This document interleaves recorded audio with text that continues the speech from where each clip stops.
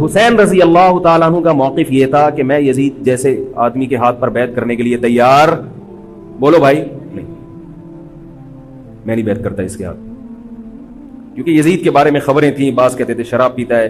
حضرت مفتی محمد تقی عثمانی صاحب کا انہوں نے فرمایا ہے کہ کسی مستند روایت سے ثابت نہیں ہے شراب پینا، روایتیں ہیں مگر کوئی اوتھینٹک روایت نہیں ہے. تو اب نتیجہ کیا نکلا کہ حضرت حسین رضی اللہ تعالیٰ عنہ کے پاس کوفہ سے خطوط آئے. کوفہ کا گورنر تھا ابن زیاد، وہ بھی یزید کا آدمی تھا، بڑا ظالم آدمی تھا وہ. اہل کوفہ کے خطوط آئے کہ آپ آ جائیں یہاں پر، یہاں سب لوگ آپ کے ہاتھ پر بیعت کرنے کے لیے تیار ہیں.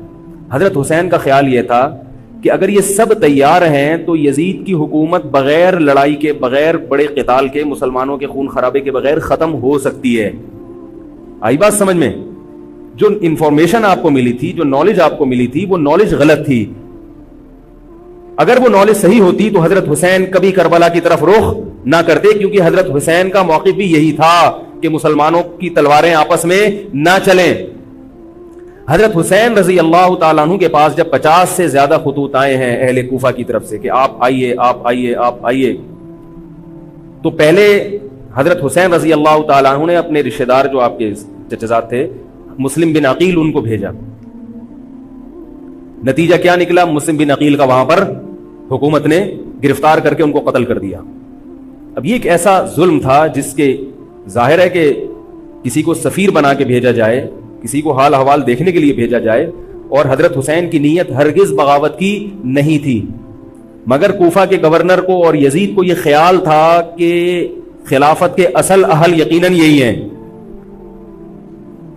کہیں ایسا تو نہیں ہے کہ یہ امیر بننا چاہتے ہیں، یہ خلیفہ بننا چاہتے ہیں. ایک خوف اس کے دل میں بیٹھ گیا تھا، ایک لاشعور میں خوف ہوتا ہے نا، انسان کے دل میں بیٹھ جاتا ہے کہ آپ 100 دفعہ بھی کہیں بھی میری یہ نیت نہیں ہے، مگر وہ ڈر رہا ہوتا ہے کہ یار یہ کچھ کر نہ لیں. تو جب مسلم بن عقیل کو شہید کیا گیا، حضرت حسین رضی اللہ تعالیٰ عنہ جا چکے تھے. جب حضرت حسین رضی اللہ تعالیٰ عنہ کوفہ کی طرف جا رہے تھے، بہت سارے صحابہ نے آپ کو منع کیا، جن میں عبداللہ ابن عمر رضی اللہ تعالیٰ عنہ بھی تھے، عبداللہ ابن عباس رضی اللہ تعالیٰ عنہ بھی، کہ آپ یہ کام نہ کریں. بعض نے تو کہا کہ ہمیں آپ کی شہادت کا یقین ہے، کیونکہ جس حالات میں آپ جا رہے ہیں حکومت یہ سمجھے گی کہ بغاوت کرنے آ رہے ہیں، لہذا وہ آپ کو کیا کرے گی؟ اس بیس پہ قتل نہیں کرے گی کہ آپ نواسہ رسول ہیں، کیونکہ وہ بھی مسلمان تھے. اس بیس پہ قتل کرے گی کہ آپ کی نیت کیا ہے؟ حکومت کے خلاف بغاوت. تو ان کے پاس ایک اپنے آپ کو برحق ثابت کرنے کے لیے ایک دلیل ہوگی کہ حکومت کا باغی جو بھی ہو اسے کیا کر دو؟ قتل. رسول اللہ صلی اللہ علیہ وسلم نے فرمایا، صحیح حدیث ہے، کہ جب مسلمان کسی ایک امیر پہ جمع ہو جائیں تو اس کے خلاف جو بھی اٹھے، نبی نے فرمایا اس کو قتل کر دو، کائن من کان، چاہے وہ اس کے خلاف اٹھنے والا کتنا ہی نیک کیوں نہ ہو. یہ حدیث کے الفاظ ہیں. حضرت حسین کا موقف یہ تھا کہ میں نے ابھی تک یزید کی خلافت اور حکومت کو تسلیم نہیں کیا، لہذا میں اس وعید میں داخل نہیں ہوں. اب ہوا یہ ہے کہ حضرت حسین رضی اللہ تعالیٰ عنہ جب گئے ہیں اور کربلا کے مقام پہ پہنچے ہیں، تو وہاں آپ رضی اللہ تعالیٰ عنہ کو مسلم بن عقیل کی شہادت کا بھی پتہ چلا، اور اندازہ ہوا، میں بہت شارٹ کر کے سنا رہا ہوں، اندازہ ہوا کہ حالات ایسے نہیں ہیں جیسے میں سمجھ رہا تھا. عبید اللہ جو ابن زیاد تھا بدبخت، اس نے حضرت حسین کو یہ کہا کہ بغیر کسی شرط کے حضرت حسین کو گرفتار کر کے لاؤ اور میرے ہاتھ پر بیعت کراؤ. یہ رسول اللہ صلی اللہ علیہ وسلم کے نواسے کی توہین تھی کہ آپ صلی اللہ علیہ وسلم کے نواسے ہیں اور ان کے ساتھ ایسے معاملہ کیا جائے جیسے ایک عام شخص کے ساتھ معاملہ کرتے ہیں. ان کو گرفتار کر کے معاذ اللہ گھسیٹ کے لاؤ اور میرے ہاتھ پر بیعت پر کیا کرو، ان کو مجبور کرو. حضرت حسین رضی اللہ تعالیٰ عنہ کا کربلا کے میدان میں موقف یہ تھا کہ میں اگر بیعت ہوں گا تو ڈائریکٹ یزید کے ہاتھ پہ بیعت ہوں گا جو مسلمانوں کا خلیفہ ہے، ابن زیاد کے ہاتھ پر بیعت نہیں ہوں گا. یہ بھی اس تاریخ کا ایک اہم پہلو ہے کہ حضرت حسین نے کوفہ جانے کا ارادہ ترک کر دیا اور کربلا سے شام جانے کا آپ رضی اللہ تعالیٰ عنہ نے ارادہ کر لیا. اور بعض مورخین نے لکھا ہے کہ حضرت حسین جو واپس آ رہے تھے تو وہ کربلا سے گزر رہے تھے، وہ واپسی کا راستہ ہی شام کا راستہ ہے. نہیں یاری بات میرا خیال سمجھ، وہ جس ٹریک پر چل رہے تھے وہ راستہ کون سا ہے؟ وہ شام کو جاتا ہے. یہ اس کی علامت ہے کہ آپ یزید سے ملاقات کے لیے، مذاکرات کے لیے تیار، بولو بھائی، ہو چکے تھے. کہ میں خود براہ راست یزید سے مل کے حال حوال دیکھتا ہوں, اگر مجھے سمجھ میں آیا تو میں اس کے ہاتھ میں بیعت ہو جاؤں گا. حضرت حسین رضی اللہ تعالی عنہ کا مقصد حکومت کے خلاف تلوار اٹھانا, بولو بھائی, نہیں تھا, ورنہ وہ اس کے لیے تیار نہ ہوتے. مگر جو ابن زیاد تھا اس نے حضرت حسین رضی اللہ تعالی عنہ اور آپ کے ساتھ جتنے اہل بیت تھے ان پر ظلم یہ کیا اس بدبخت نے کہ اس نے انہیں شام جانے کا راستہ نہیں دیا, اور اس میں اپنی توہین محسوس کی کہ میرے ہاتھ پر بیعت کیوں نہیں ہو رہے, اور لشکر بھیجا جس لشکر نے چاروں طرف سے حضرت حسین رضی اللہ تعالیٰ عنہ کو گھیرا. حضرت حسین نے کہا کہ میں عزت کی جو موت ہے اس کو ذلت کی زندگی پر ترجیح دیتا ہوں. کوئی بھی غیرت مند ہوتا تو اس وقت یہی کرتا کہ بھئی جب میں اپنے دعوے سے بھی دستبردار ہو گیا اور میں شام جانے کے لیے بھی تیار ہو گیا, اب میرا راستہ روکنے کی کیا حقیقت ہے. اللہ تعالیٰ کوفہ کے گورنر کے ذریعے حضرت حسین کا قتل کروانا چاہتے تھے تاکہ اس کی بدبختی ساری دنیا کے سامنے ظاہر ہو جائے. اگر حضرت حسین پھر بھی تلوار چلاتے, پھر بھی لڑتے, تو حضرت حسین پر یہ الزام لگایا جا سکتا تھا کہ معاذ اللہ آپ باغیوں میں ہیں. تو اللہ تعالیٰ نے اپنے نبی کے نواسے کو اس الزام سے محفوظ رکھا اور آپ نے لڑائی کا ارادہ ترک کر دیا. حضرت حسین نے کربلا کے میدان میں جو لڑائی لڑی ہے وہ اقدامی لڑائی نہیں تھی, وہ دفاعی لڑائی تھی. دیکھو جب حکومت آپ کو گھیر لے چاروں طرف سے, آپ کہیں ٹھیک ہے بھائی میں لڑائی سے دستبردار ہوتا ہوں, مجھے میرے گھر جانے دو. حضرت حسین کا ایک مطالبہ یہ بھی تھا کہ یا تو مجھے واپس جانے دو مدینہ, میں جہاں سے آیا ہوں وہیں جا رہا ہوں واپس, مکہ جانے دو یا مدینہ جانے دو. ان کا ایک مطالبہ تھا کہ نہیں, ان کو گرفتار کر کے لاؤ اور زبردستی ہمارے ہاتھ پر بیعت کراؤ. یہ ظلم تھا. نتیجہ کیا نکلا ہے کہ کربلا کے میدان میں آپ کو گھیر کر آپ کو بھی شہید کر دیا گیا, اور جتنے اہل بیت تھے مرد سوائے امام زین العابدین کے جو حضرت حسین رضی اللہ حضرت حسن کے بیٹے تھے, ان کے علاوہ جتنے بھی اہل بیت تھے ان سب کو قتل کر دیا گیا. اور یہ اسلامی تاریخ پر ایک بدنما داغ ہے یہ واقعہ کہ ایک اسلامی حکومت تھی اور اس کے اسلامی حکمران تھے, اور ان حکمرانوں کے ہاتھوں محمد صلی اللہ علیہ وسلم کے نواسے کا سر جو ہے وہ گردن اڑائی گئی ہے. مجھ سے خدا کی قسم یہ الفاظ ادا نہیں ہو رہے, میں اپنے جذبات پہ بہت زیادہ کنٹرول کر رہا ہوں. وہ منظر کیا ہوگا کہ جب نبی صلی اللہ علیہ وسلم کے نواسے, آپ صلی اللہ علیہ وسلم کے نواسے کی گردن اڑائی گئی ہو. یہ بہت ایک اسلامی تاریخ میں ایک بدترین واقعہ ہے. لیکن بات یہ ہے کہ جب یہ واقعہ ہو گیا اور قتل کر دیا گیا, باقی جتنے بھی جو زندہ بچے تھے اہل بیت وہ یزید کے پاس لے جائے گئے. روایات میں آتا ہے کہ یزید نے ان کا اکرام کیا اور ان کو عزت کے ساتھ تحفے تحائف دے کر واپس کیا.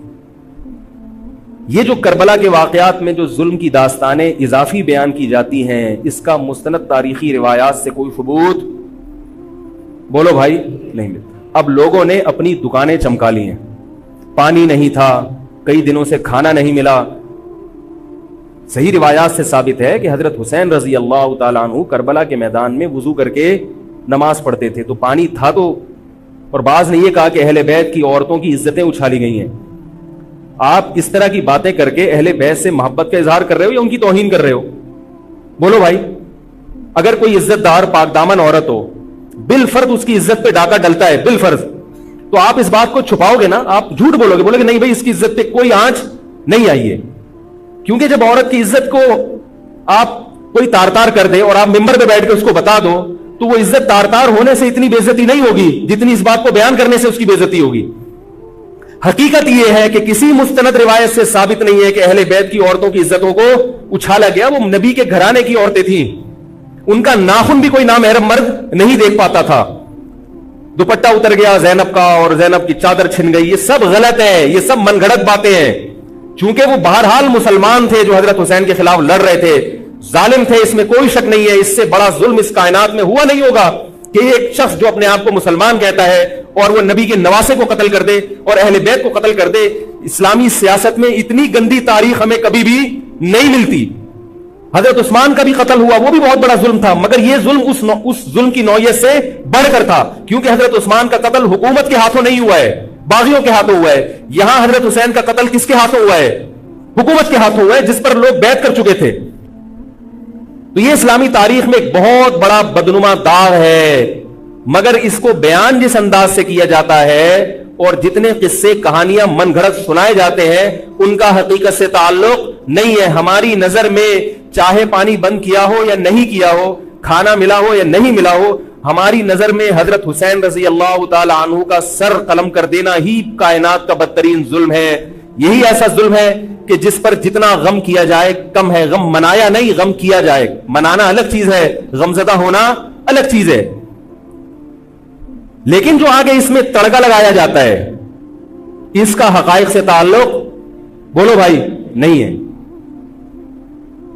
یہ دکانیں ہیں جو چمکائی, اس میں سب برابر ہیں, شیعہ بھی سنی بھی. بہت سارے سنی علماء بھی کربلا کے واقعے کو بہت ہی بھیانک انداز سے بیان کرتے ہیں. اور مقصد کیا ہوتا ہے؟ پبلک کو رلانا.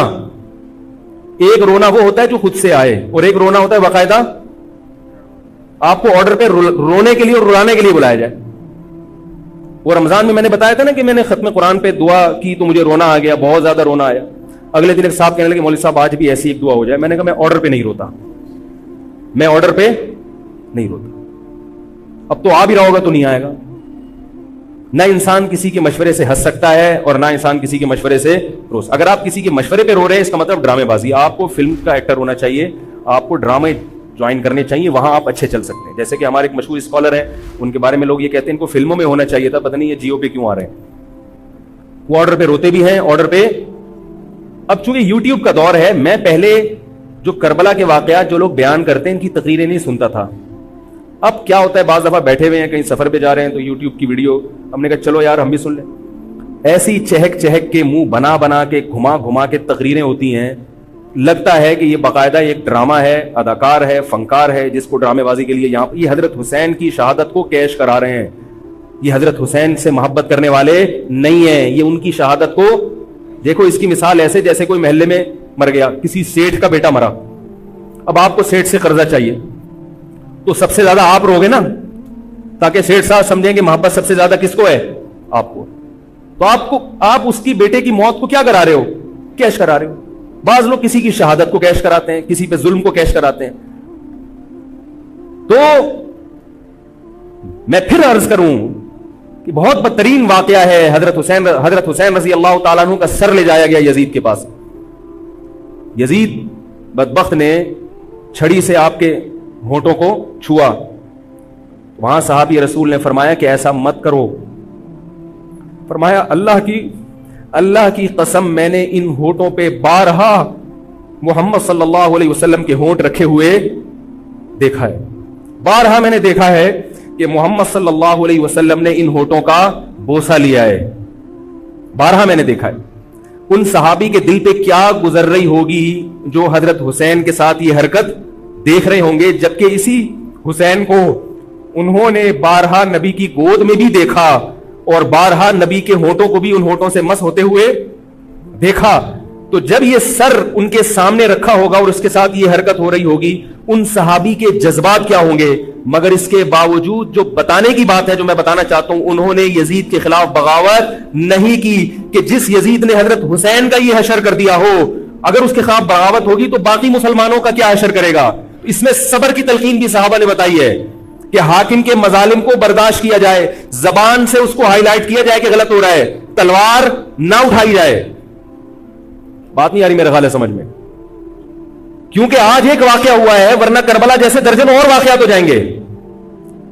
تو صحابہ کرام کی سیرت میں ہمیں ہر طرح کے اسباق ملتے ہیں. تو میں یہ عرض کر رہا تھا کہ یہ ہے وہ کربلا کا واقعہ جس کا میں نے آپ کو خلاصہ بیان کیا.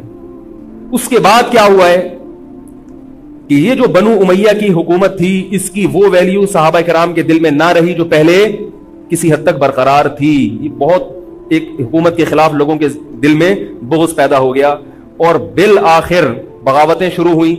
لیکن جمہور صحابہ کا موقف پھر بھی یہی تھا کہ حکومت کے خلاف بغاوت جائز, بولو بھائی, نہیں. اور اسی طرح کے ظالم لوگ آتے رہے اور انہی کی اولادوں میں بنو امیہ میں اللہ نے پھر عمر ابن عبد العزیز کو پیدا کیا. عمر ابن عبد العزیز بھی انہی ظالم لوگوں کی اولاد تھے, مگر اسلام چونکہ قیامت تک رہنے کے لیے آیا ہے تو اللہ کو اپنا دین محبوب ہے, اللہ غیب سے انتظام کرتے ہیں. عمر ابن عبد العزیز جیسے ہی حکومت میں آئے ہیں, خلیفہ بنے ہیں, آپ رضی اللہ تعالی عنہ نے وہ بنو امیہ کی جو جاہلانہ چیزیں تھیں ان سب کو ختم کر دیا. حکومتی ملکیت کو جو ذاتی خزانہ لوگ سمجھنا شروع کر دیا تھا اس کو ختم کیا. عمر بن عبدالعزیز کی ایک تاریخ ہے, ان کو 5واں خلیفہ راشد کہا جاتا ہے. علم حدیث کو مرتب کیا گیا, فقہ کو مرتب کیا گیا, حدیث کا علم ضائع ہو رہا تھا. آپ نے حکم دیا کہ اکتب ما کان من حدیث رسول اللہ صلی اللہ علیہ وسلم فانی اخاف ضیاع العلم والعلماء. فرمایا مجھے علم اور علماء کے ضائع ہونے کا خطرہ ہے. محمد صلی اللہ علیہ وسلم کی حدیثوں کو ریٹن فارم میں لایا جائے. تو باقاعدہ پھر حدیث کو باقاعدہ جمع کیا گیا کتابوں کی شکل میں, اور آج ہمارے پاس وہ حدیث محفوظ ہیں. فقہاء کرام کا دور آیا تو اللہ تعالیٰ نے حضرت عمر بن عبدالعزیز کے دور میں امت کو الحمدللہ دوبارہ جمع کر دیا. عمر بن عبدالعزیز کے بعد پھر بغاوتیں ہوئیں. بالآخر بنو امیہ کی حکومت کا خاتمہ ہوا, بنو عباس کی حکومت آئی. مگر بنو عباس کی حکومت آنے سے بنو امیہ کی حکومت مکمل ختم نہیں ہوئی. وہی ہوا کہ آپ نے اچھی نیت سے بغاوت کی مگر اس کا نقصان زیادہ. وہ کیا ہوا, بنو امیہ بھاگ گئے, اندلس میں حکومت قائم کر لی, اور ادھر بنو عباس کی. تو یہ تاریخ میں پہلا واقعہ تھا کہ اسلامی خلافت 2 حصوں میں ڈیوائیڈ ہو گئی. اس کے بعد آج تک ایک جگہ مسلمان جمع نہیں ہو سکے. کیوں؟ مسلمانوں نے اس حدیث کی مخالفت کی کہ امیر کے خلاف بغاوت بولو بھائی نہیں کرو. اب میں آپ سے ایک بات کہتا ہوں کہ بالآخر ڈیوائیڈ ہوتے ہوتے ہوتے ہوتے آج پتہ نہیں کتنے سارے اسلامی ملک بن گئے. پاکستان میں الگ ہے, سعودی عرب کی پالیسیاں الگ ہیں, دبئی الگ چل رہا ہے, قطر اور سعودیہ کا پھڈا ختم نہیں ہو رہا. 1920 تک تو پھر بھی خلافت عثمانیہ تھی, اگرچہ پوری دنیا پہ نہیں تھی. ہندوستان میں الگ حکومت تھی, خلافت عثمانیہ الگ تھی, اندلس میں الگ حکومت تھی, مگر پھر بھی مسلمانوں کی 3-4 بڑی بڑی حکومتیں تھیں جو ایک اور کسی حد تک ان میں اتحاد تھا. 1920 میں وہ بھی ختم, اور اتنے سارے ممالک وجود میں آ گئے, سب کی الگ الگ پالیسیاں ہیں. اب جو آدمی خلافت کے نام پہ جہاد کی بات کرتا ہے وہ لوگوں کو ایک امیر پہ جمع نہیں کرے گا. جتنے ملک بن چکے ہیں نا ان کو مزید توڑ کے, اگر یہ 20 ہیں تو 40 بنا دے گا ان کو. بہت مشکل ہے سمجھانا بھائی. اب اگر کوئی کہتا ہے نا ظالم حاکم کے خلاف تحریک چلاؤ, آؤ ہمارے ساتھ مسلح بغاوت میں شامل ہو, ہم حکومت کے خلاف تلوار اٹھائیں گے, تو نتیجہ کیا نکلے گا؟ یہ سارے مل کے ایک امیر نہیں بن جائیں گے. یہ اگر 20 ہے نا تو کتنے ہو جائیں گے؟ بولو بھائی 40.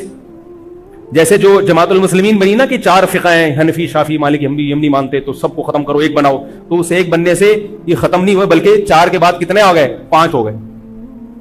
نہیں آ رہی بات؟ میرا خیال آ رہی ہے الحمدللہ. اور بھی جو بھی اس کی باتیں کر رہے ہیں نا امت کو اتحاد کے لیے, آ جاؤ میرے پاس آ جاؤ, تو وہ 6واں بنا رہا ہے, 7واں بنا رہا ہے, پھر 8واں بنا رہا ہے, ایسے بنتے چلے جا رہے ہیں. او بھائی جو ہے وہاں بریک لگا دو, اللہ کا واسطہ روک دو ان کو, کوئی بات نہیں. 4 ہیں, جو جس کو فالو کرے ٹھیک ہے, کچھ نہیں ہوتا اس سے, ہمیشہ سے چلے آ رہے ہیں. تو اب اگر ایک خلیفہ نہیں ہے, ہونا تو چاہیے ایک ہی خلیفہ, نہیں ہے تو جو ہے اسی پہ گزارا کرو, ورنہ اس سے بھی جاؤ گے, اس سے بھی جاؤ گے. تمہاری کوئی مضبوط طاقت اور قوت ہوگی نہیں. کافر جب چاہے گا تمہیں ٹیشو پیپر کی طرح استعمال کر کے پھینک دے گا. تو کربلا کے واقعہ سے ہمیں کیا سبق ملتا ہے؟ علامہ ابن تیمیہ رحمہ اللہ تعالی فرماتے ہیں کہ جمہور صحابہ کی جو رائے تھی, حضرت حسین رضی اللہ تعالیٰ عنہ کی بھی اپنی ایک رائے تھی, مگر ابن تیمیہ رحمہ اللہ فرماتے ہیں کہ اگر حضرت حسین رضی اللہ تعالیٰ عنہ کربلا کی طرف خروج نہ کرتے تو ابن تیمیہ کی رائے یہ ہے کہ یہ زیادہ بہتر تھا. اب آپ کہیں گے کہ صحابی رسول کی رائے سے اختلاف کر رہے ہیں, نہ وہ کہہ رہے ہیں وہ جو جمہور صحابہ تھے جو حضرت حسین کو منع کر رہے تھے وہ بھی تو صحابہ تھے. حضرت حسن بھی تو صحابی تھے. حضرت حسن نے حضرت معاویہ کے خلاف لڑائی نہیں لڑی,